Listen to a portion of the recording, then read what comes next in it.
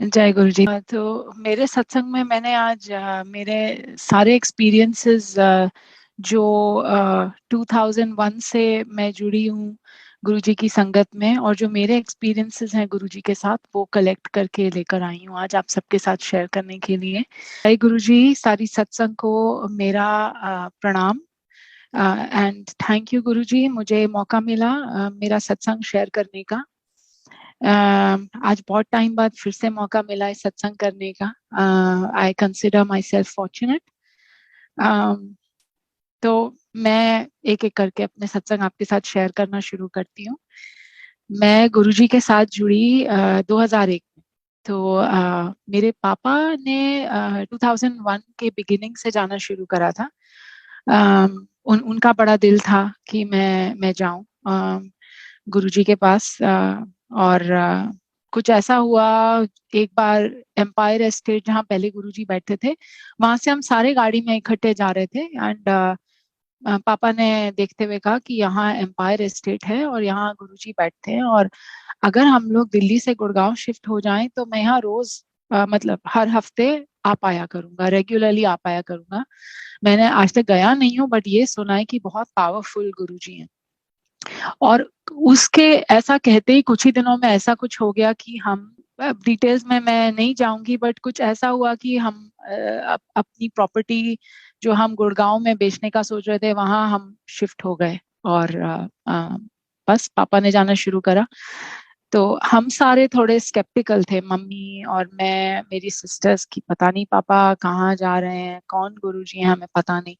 तो हम शुरू में साथ में नहीं गए। कुछ ऐसा हुआ कि उसी साल पापा फरवरी से जा रहे थे और सितंबर में मेरा बर्थडे आया, 21st बर्थडे, और मेरा अंदर से दिल करा कि मैं आज जाऊं। बल्कि मैं 21 साल की उस टाइम में इतनी स्पिरिचुअल या रिलीजियस नहीं थी, तो बड़ा अंदर से दिल किया कि नहीं, मुझे जाना है आज, ब्लेसिंग लेके आनी है मेरे बर्थडे पे। तो नहीं तो 21 साल के होते तो बर्थडे पे ऐसा लगता है फ्रेंड्स के साथ जाएं, पार्टी करें, बट पता नहीं क्यों उस दिन ऐसा हुआ कि शाम को मुझे एम्पायर एस्टेट जाना है, ब्लेसिंग लेके आनी है। तो बस तैयार होके गई और जाके एम्पायर एस्टेट में गुरुजी ग्राउंड फ्लोर पे उनका आसन था, वहां पहुंचे, मत्था टेका जैसे सब कर रहे थे, और आके गुरुजी के सामने बैठ गई। तो देखते ही समझ में आ गया कि what is this big deal, इतनी क्या बड़ी बात है जो आज तक सुनते आ रहे थे, क्योंकि पापा घर आके बताते थे अपने एक्सपीरियंसेस। तो वो एकदम से समझ आया कि वो क्या बात है, इतनी शक्ति कि आप फील कर सकते हैं सामने बैठ के। और मैं चाह रही थी गुरुजी को अच्छे से देखूं, पर उनके उनको मैं कम से कम बहुत देर तक आप नहीं उन्हें देख सकते थे। ऐसा कुछ था कि आ, वो जब भी मैं उन्हें अच्छे से देखना चाहूं तो वो आई कांटेक्ट कर लेते थे, और उनकी आंखों में इतना तेज था कि मेरी आंखें अपने आप बंद हो रही थी। तो पूरी शाम मैं कोशिश करती रही कि मैं उन्हें एक बार अच्छे से देख लूं, लेकिन इतना तेज और इतना पावर उनके आंखों में, उनके चेहरे से निकल रहा था कि कुछ सेकंड से ज्यादा मैं उन्हें नहीं देख पाती थी। स्पेशली जब वो डायरेक्टली आपको देखते थे तो मैं अपने आप आंखें बंद हो जाती थी, इतना तेज था उनमें गुरुजी। तो बड़ा उस दिन के जो एक्सपीरियंस के बाद मैंने हर हफ्ते पापा के साथ जाना शुरू कर दिया। मुझे इतना अच्छा लगा। और मेरी मम्मी तभी भी कन्विंस नहीं थी कि पता नहीं कौन से गुरुजी हैं, कहाँ जाते हैं पापा। तो मैंने घर आके एक्सपीरियंस शेयर किया, वो तब भी नहीं गई।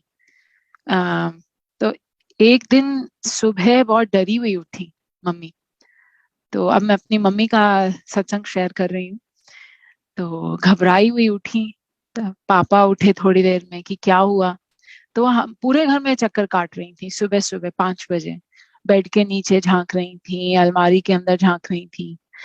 तो पापा उठे थोड़ी देर में, कहते हैं क्या हुआ। तो मम्मी ने बताया कि कोई आज घर में दिखा मुझे, दरवाजे पे खड़ा हुआ, और वो मुझे देख हमें देख रहा था। तो मैंने पूरे घर में ढूंढ लिया है, बच्चों के रूम में अच्छे से आके देखा ही हूँ, कोई दिख नहीं रहा, घर अंदर से लॉक्ड है, दरवाजे बंद हैं, खिड़कियां बंद हैं, तो ऐसा भी नहीं कि बाहर चला गया हो, कहाँ गया समझ नहीं आ रहा। बड़ी घबराई हुई। तो फिर पापा ने कहा कि दिखने में कैसा था, तो मम्मी ने बताया कि इस तरह का चोगा पहन रखा था और बहुत तेज था, और गुरुजी की डिस्क्रिप्शन दी जैसे गुरुजी का स्वरूप। तो उस टाइम में फोटोज लॉकेट्स नहीं मिलते थे इतने जल्दी से, इतने आराम से नहीं मिलते थे, बहुत मुश्किल से मिलते थे। तो हमारे पास घर में थे नहीं तब तक। तो डिस्क्रिप्शन सुनते ही पापा समझ गए। पापा ने कहा ये तो गुरुजी हैं, ये तो गुरुजी डिस्क्राइब कर रही है तू। तो मम्मी को समझ में आया कि गुरुजी बुलाने आए हैं, और बस उसी दिन से मम्मी ने हर हफ्ते जाना शुरू कर दिया। और जैसे ही पहली बार गुरुजी के दर्शन किए, मम्मी ने कहा यही है वो जो उस दिन हमारे घर सुबह 5 बजे आए थे। बल्कि मम्मी ने पहले कभी गुरुजी को देखा नहीं था, कैसे दिखते हैं। तो ये एक गुरुजी का तरीका था दर्शन देने का और बुलाने का, कि नहीं तुम आओ, तुम जुड़ो संगत से। और गुरुजी का अपना तरीका होता है हर किसी को संगत से जोड़ने का। हर किसी की बहुत ही एक बड़ी इंटरेस्टिंग, बहुत प्यारी सी कहानी होती है कि वो कैसे संगत से जुड़े। तो ये हमारी थी। आ, अब सोचें तो जिस तरह से पापा पहले जुड़े, गुड़गांव हम शिफ्ट हुए, फिर मेरा अपने आप से मन किया, फिर मम्मी को तो बुलाने आए। तो एक बहुत ही इंटरेस्टिंग तरीका था गुरुजी को अपने से हमें जोड़ने का। फिर जब हम रेगुलरली जाना शुरू कर दिया, तो पूरी फैमिली हर हफ्ते हमें वेट होता था कि या तो हम ट्यूसडे या सैटरडे, ये 2 दिन थे, कब आएगा ये दिन, ट्यूसडे कब आएगा, हम कब जाएंगे। तो वो मन में रहता था। तो उस टाइम में मैं पढ़ रही थी, मैं बीसीए कर चुकी थी और एमसीए कर रही थी इग्नू से।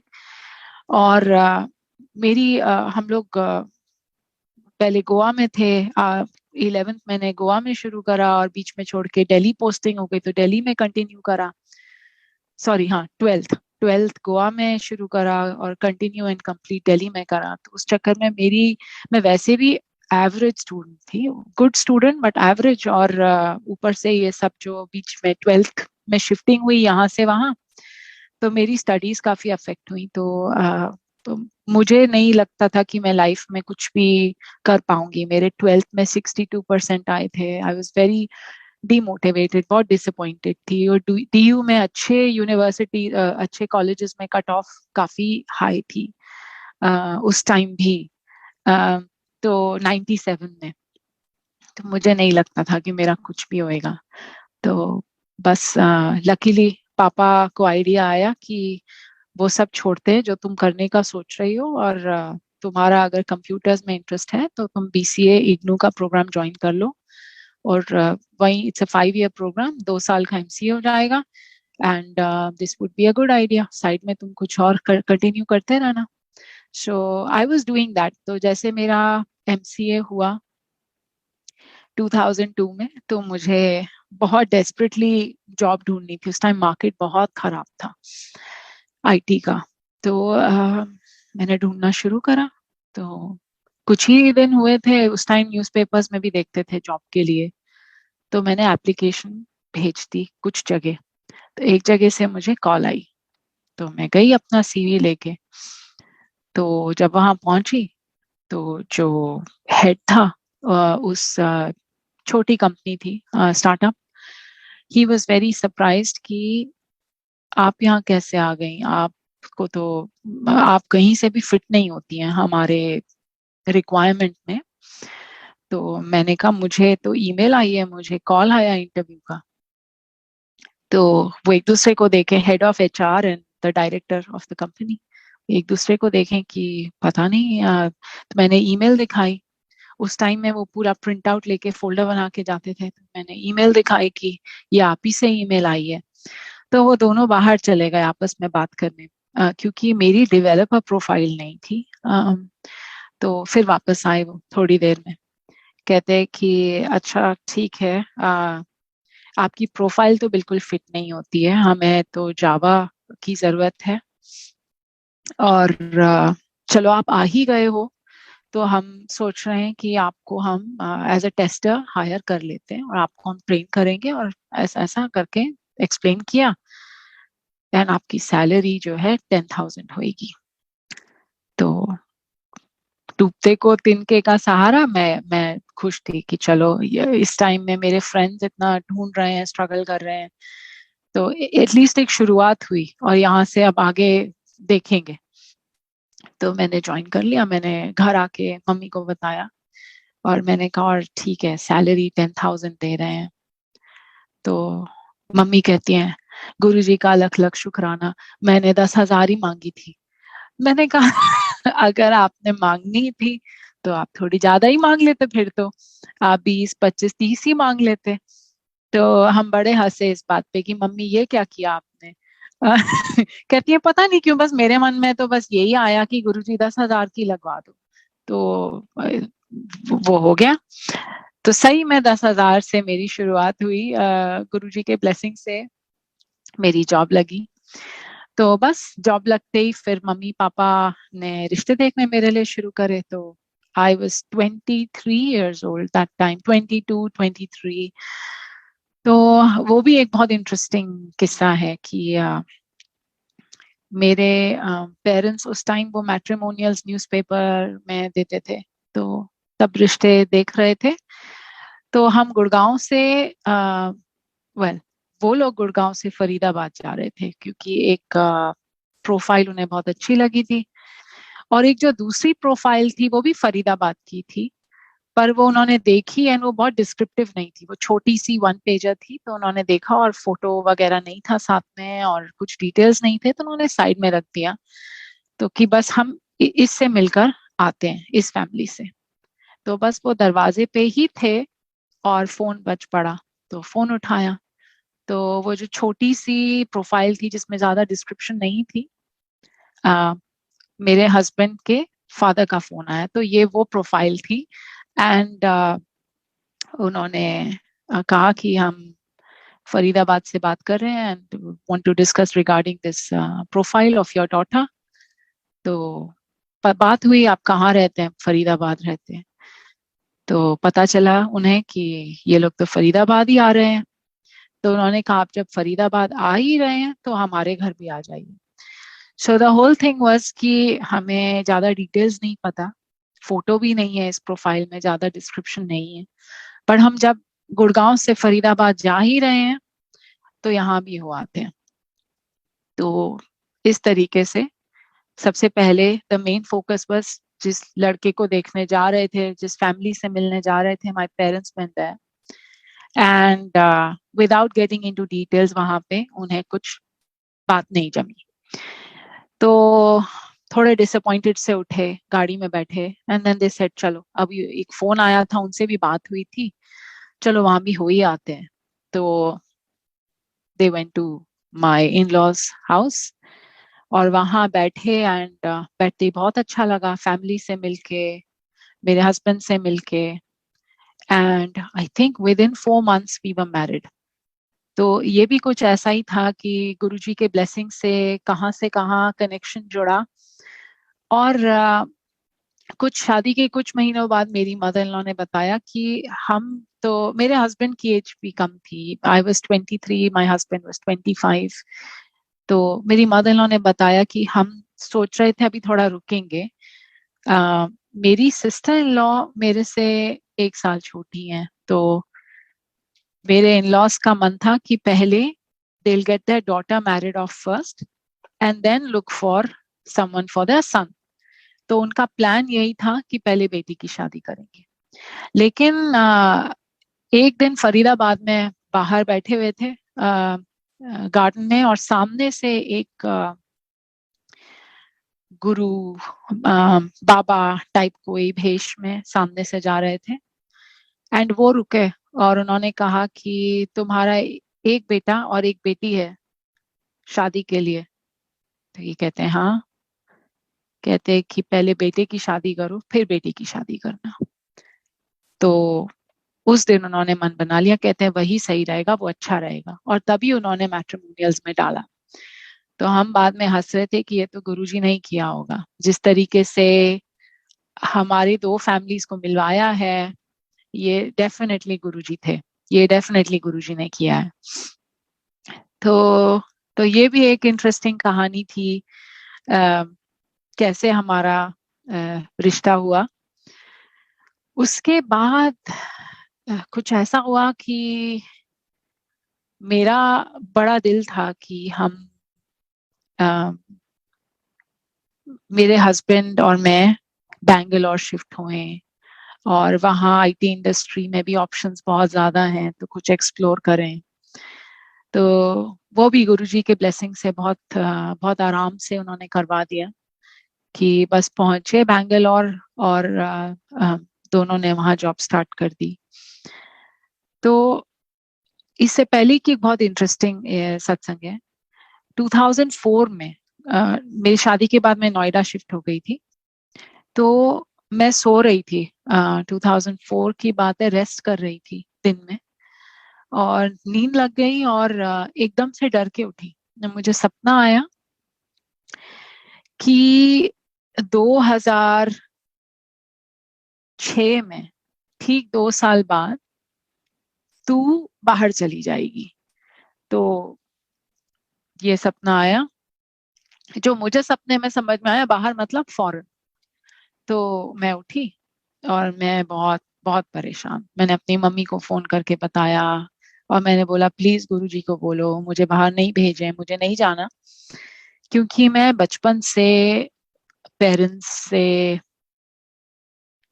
सारे ही बच्चे अटैच्ड होते हैं, बट मैं कभी हॉस्टल नहीं रही, मैं हमेशा घर रही हूँ, और घर के बाद सीधा शादी हो गई। तब भी मैं नोएडा से गुड़गांव बहुत रेगुलरली मम्मी पापा से मिलने जाती थी, गुरुजी के पास जाती थी एम्पायर एस्टेट, तो वो वीकेंड फिर घर ही रहकर आती थी। और मुझे बहुत रहता था कि मुझे शॉपिंग भी नहीं जाना, रेस्टोरेंट्स भी नहीं जाना, मुझे सिर्फ घर में मम्मी पापा के साथ टाइम स्पेंड करना है। तो वो महीने का एक वीकेंड होता था जब मुझे लगता था कि मैं ये 2 दिन बड़े अच्छे से रह लूं अपने घर में मम्मी पापा के साथ। तो मुझे इतना अटैचमेंट था, और इस बात की बहुत खुशी थी कि नोएडा गुड़गांव पास ही है, तो जब मैं चाहूँ मैं मम्मी पापा से मिल सकती हूँ। तो इस बात को सुन के, जिस तरह से गुरुजी सपने में आए और गुरुजी ने कहा कि तू 2 साल बाद बाहर चली जाएगी, मैं काफी डर गई। और मैंने भी गुरुजी को प्रे करा, मैंने मम्मी को बोला आप भी प्रे करो। फिर हम बैंगलोर शिफ्ट हो गए, फिर मैं वो बात भूल गई। ठीक 2 साल बाद, सितंबर 2006, सर्कमस्टांसेस ऐसे बने, हम लोग म्यूनिक में थे, जर्मनी में। तो वो बात फिर तब याद आई कि गुरुजी ने कहा था, तो हम तो अपना दिमाग चलाते हैं कि नहीं नहीं गुरुजी नहीं जाना नहीं जाना। हुआ भी कुछ ऐसे कि मेरे हस्बैंड जर्मनी 2005 में एक बिजनेस ट्रिप पे आए थे, और एक दो बार फिर उनकी ट्रिप्स और लगी, और उनके तब के मैनेजर ने कहा तुम यहाँ पे ही रुक जाओ, तुम यहाँ देख लो, एक इंटरव्यू है तो दे दो। इंटरव्यू दिया, और somehow everybody liked everything. My husband liked the job and he decided to take it. तो फोन पे हमारी बात भी कुछ ऐसी हुई, मैं बैंगलोर में थी, and he called up and he said मुझे इंटरव्यू का चांस मिला है, shall I take it? तो मुझे लगा कि हाँ तुम take it, that's fine, interview लेने में कोई वो नहीं है। And my husband understood this as take it, और उसके बाद अगर जॉब मिल भी जाती है जस्ट एक्सेप्ट इट।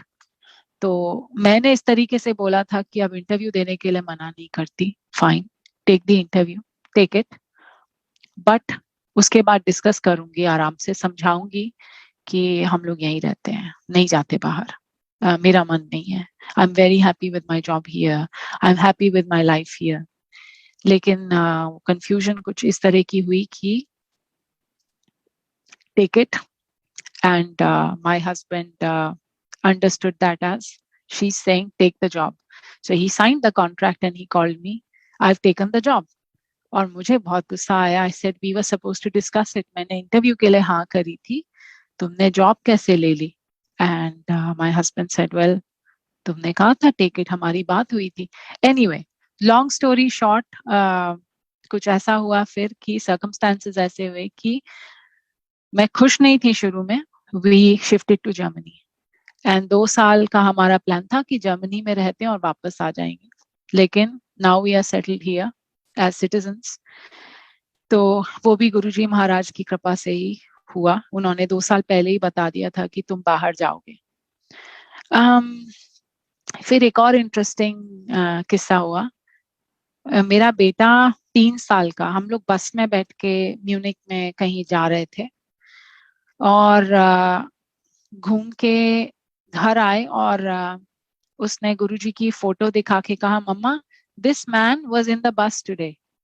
तो मैंने कहा कि ये बस में थे, आर यू श्योर? वो ऐसे दिख रहे थे। कहते हैं हाँ, बहुत आगे वाली सीट पे बैठे थे और पूरे टाइम मुझे देख के स्माइल कर रहे थे। I said are you sure? आपको यही दिखे थे, गुरुजी दिखे थे और ये बस में? कहता है हाँ, this man was there the whole time and he was looking at me and he was smiling. तो गुरुजी का ब्लेसिंग्स देने का, दर्शन देने का अपना तरीका है। कब पता नहीं चलता कब कैसे ब्लेसिंग मिल जाए गुरुजी की। और कुछ इसी तरीके से मुझे जो मेरा सबसे सबसे स्पेशल मेमोरी है गुरुजी की, वो है कि 2006 की बात है। गुरुजी मुझे सपने में दिखे। मैं अंडरग्राउंड मेट्रो में बैठी हूँ म्यूनिक की, और आए साइड में बैठ गए सपने में, और मेरे को एक बहुत बड़ी बोरी पकड़ाई, खिसका के मेरे सामने रख दी। उस पे धागा डोरी बंधी हुई थी। तो मैंने खोला तो देखा जैसे राख से भरी हुई बोरी है, भस्म जैसे कुछ है। कहते हैं कि मैं जा रहा हूँ। तो मैंने कहा कहाँ जाने गुरुजी? ने मैं चल रहा हूँ, मैं जा रहा हूँ। तो मैंने कहा इसका क्या करूं, ये तू रख। मैंने कहा और क्या करूं? मुझे समझ नहीं आया। सपने में उन्होंने पंजाबी में कुछ इस तरह का कहा कि मुट्ठी भर भर के खाती रहना, रख, इस तरीके से कल्याण हो बोले, और उठ के चले गए। तो वो मुझे सपना बहुत स्ट्रेंज लगा। मैंने सुबह घर फोन करके बताया कि इस तरह से सपना आया है। सबने कहा कि गुरुजी तुझे बहुत स्पेशल ब्लेसिंग देके तेरा कल्याण करके गए हैं। उसके कुछ दिन बाद न्यूज आई गुरुजी ने चोला बदल लिया, अराउंड दैट टाइम इटसेल्फ थोड़ा। और तो मुझे ऐसा लगा कि वो मुझे एक स्पेशल ब्लेसिंग देके गए हैं। और फिर थोड़ा ये लगा मन में कि शायद गुरुजी चले गए, अब क्या होगा, अब हमारा क्या होगा। That was the first thought, सबसे पहला थॉट मेरे मन में जो आया कि जैसे होता है ना कि आपका कोई ध्यान रखने वाला, जिसके भरोसे आप सब चिंता सब छोड़ के बैठे हैं, वो गया, तो अब क्या होगा। तो मन में ये आया कि नाउ व्हाट। गुरुजी तो गए, लेकिन आई वाज रॉन्ग। गुरुजी 2-3 दिन के अंदर अंदर ही सपने में आए और समझाया कि मैं कहीं नहीं गया हूँ, मैं यही हूँ। उसके बाद और लोगों के एक्सपीरियंसेस सुने और आज तक सुनते आ रहे हैं। गुरुजी दर्शन देते रहते हैं, गुरुजी चमत्कार करते रहते हैं। तो जो एक वो डर था कि अब हमारा क्या होगा, वो गुरुजी ने सॉल्व कर दिया। बहुत ही जल्दी मैसेज दिया कि मैं यही हूँ, मैं कहीं नहीं गया, तुम लोग मेरे शरण में ही हो। सो या दैट वाज रीअश्योरिंग। और इस बार का भी अभी एक बहुत इंटरेस्टिंग केस है। मैं बाय चांस इंडिया वैसे जाने नहीं वाली थी, और अभी जर्मनी में लॉकडाउन शुरू होने वाला है फिर से। तो मुझे ऐसा कुछ लगा कि हम क्रिसमस की छुट्टियों का वेट करेंगे तो लेट हो जाएगा, कुछ भरोसा नहीं कोविड का कि क्या होगा। तो अभी ऑफिस की छुट्टियां भी नहीं है, स्कूल की भी नहीं है, बट अक्टूबर में हो आते हैं। तो हमने बहुत शॉर्ट सी ट्रिप प्लान करी और हम दिल्ली पहुंच गए। एंड कुछ ऐसा, मैंने मम्मी पापा से पहुंचने के थोड़े टाइम बाद पूछा कि हम बड़े मंदिर जा सकते हैं। तो उन्होंने बताया कि बड़े मंदिर नहीं जाना पॉसिबल, तुम्हारे पास आधार कार्ड नहीं है, एंड उसके लिए उसकी जरूरत है, ई पास वगैरह बनवाने में एक प्रोसेस है, और वो नहीं हो पाएगा तुम लोगों के लिए क्योंकि तुम लोग के पास रिक्वायर्ड डॉक्यूमेंट्स नहीं है। तो हम दोनों हो आएंगे, मम्मी पापा ने कहा तुम्हारे लिए आशीर्वाद मांग लाएंगे। तो बड़ा दुख हुआ मन में तो, बट मैंने कुछ बोला नहीं। मैंने कहा चलो कोई बात नहीं, गुरुजी की जैसी मर्जी। उस बात को एक ही दिन हुआ था, अगले दिन पापा कहीं गए और ये प्रॉब्लम ऐसे ही किसी को बता रहे थे और किसी ने सुनी और कहा जेन्युइन प्रॉब्लम है, आ जाइए आप, हम ऑर्गेनाइज करवा देंगे। एंड बिना किसी से मांगे, बिना किसी से पूछे या कहे कि हमें हेल्प करिए या हमें आना है, कुछ ऐसा हुआ कि हमारे मन में एक क्वेश्चन आज आया, कल किसी और के मुंह से उसका आंसर आपको मिल जाता है। So that was wonderful.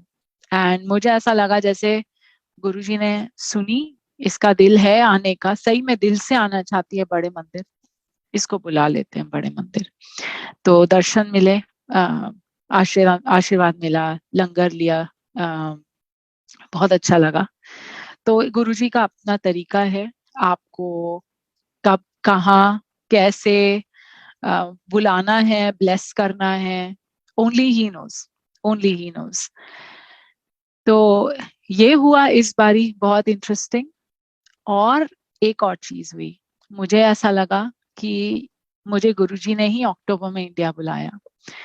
मैं 1 साल से जॉब चेंज करने के लिए यहाँ ट्राई कर रही थी, तो मैंने बहुत कंपनीज में ट्राई किया। और मैं चाह रही थी कि मेरी खुद की कंपनी के अंदर ही मुझे कुछ नया रोल मिले, क्योंकि इस रोल में मैं 4.5 साल से हूँ and I need a change. तो कुछ ऐसा हो रहा था कि सब कुछ जमता हुए भी, सब कुछ बिल्कुल अच्छे से मैच करते हुए भी या बात आगे बढ़ते हुए भी, कुछ ऐसा हो रहा था कि वो बात कंप्लीट नहीं हो पा रही थी, लास्ट में जाके नहीं बन पा रही थी बात। तो मुझे उस चीज का थोड़ा सा हम्म, काफी दुख हुआ। Actually I was very upset. And एक दिन तो मैं बहुत ही ज्यादा परेशान हो गई and I told my husband कि मेरा कुछ नहीं होएगा। मैं 1 साल से लगी हुई हूँ, ट्राई कर रही हूँ कि मेरे को कुछ और करने को मिले, और मैं जेन्युइनली अब कुछ और ट्राई करना चाहती हूँ। मुझे पता है मुझे एग्जैक्टली किस तरह की जॉब चाहिए और मैं उसको कर लूंगी बहुत अच्छे से, लेकिन मुझे लगता नहीं है वो जॉब जो मुझे चाहिए वो मुझे कोई देगा, क्योंकि उसके लिए बहुत ट्रस्ट होना बहुत जरूरी है कि हाँ, बहुत रिस्पॉन्सिबिलिटी वाली जॉब है, she would be able to deliver it. पर क्योंकि आपके सीवी में जो आपका पास्ट एक्सपीरियंस होता है, हमेशा ये देखा जाता है कि आपने ये 4 चीजें करी हैं तो आप इनके आसपास की चीजों में ही एक्सेल कर सकते हो। पर ये 4 चीजें आपने करी हैं और कुछ बहुत हटके आप करना चाहते हो, तो उसके लिए लोग हेजिटेट करते हैं आपको अपॉर्चुनिटी देने में। तो वो मुझे थोड़ा ऐसे था कि करना तो मुझे वो है, पर उसके लिए मुझे शायद अपॉर्चुनिटी कोई नहीं देगा। तो मैं अपने एरिया के आसपास ही ट्राई कर रही थी, मैं अप्लाई भी नहीं कर रही थी। जिस तरह की जॉब मुझे चाहिए थी उस तरह की जॉब के लिए तो मैं अप्लाई भी नहीं कर रही थी। और मैं इंडिया अभी अक्टूबर में थी, मंदिर में दर्शन हुए, बड़े मंदिर में बाय चांस जैसे मैंने बताया वापस आई, और मुझे कॉल आया इंटरव्यू का, और मुझे बताया गया कि तुम्हारे बारे में हम बात कर रहे थे, तुम्हारा नाम मेरे कंपनी में, मेरा नाम उन्होंने मुझे बताया कि डिस्कस काफी हो रहा था कि ये कैंडिडेट सही है, और हमें लगता है कि तुम एग्जैक्टली जो मुझे रोल चाहिए था, जिसके बारे में मैं सिर्फ ड्रीम कर रही थी, क्योंकि मुझे पता था रियलिटी में शायद मुझे कोई देगा नहीं, एग्जैक्टली वो रोल उन्होंने कहा कि हम तुम्हें देना चाहते हैं। तो मुझे लगा कि गुरुजी ये तो ब्लेस करने का इतना ब्यूटीफुल तरीका है कि बाय चांस ट्रिप बना, कोई प्लान नहीं था, 2 हफ्ते पहले भी कोई प्लान नहीं था हम इंडिया जाएंगे। बड़े मंदिर में दर्शन हुए, और दर्शन हुए और इस तरीके से इंटरव्यू कॉल आ गई। ये तो सब आपका ऑर्केस्ट्रेट करा हुआ शो है, ये सब आपकी ब्लेसिंग है, ये सब आप चला रहे हो, जो मैं सोच भी नहीं सकती थी कि मुझे मिलेगा। कोई और भी नहीं सोच सकता था कि मैं इस रोल में डिलीवर कर पाऊंगी, वो आपने करवा दिया। तो ये गुरुजी की मेहर है, गुरुजी की ब्लेसिंग्स हैं कि जो चीज कई बार हमें लगता है हम सोच भी नहीं सकते, बस we can only wish for it, but हम सोचते भी नहीं है कि ये सच में रियलिटी में हो पाएगा, वो करके दिखा देते हैं.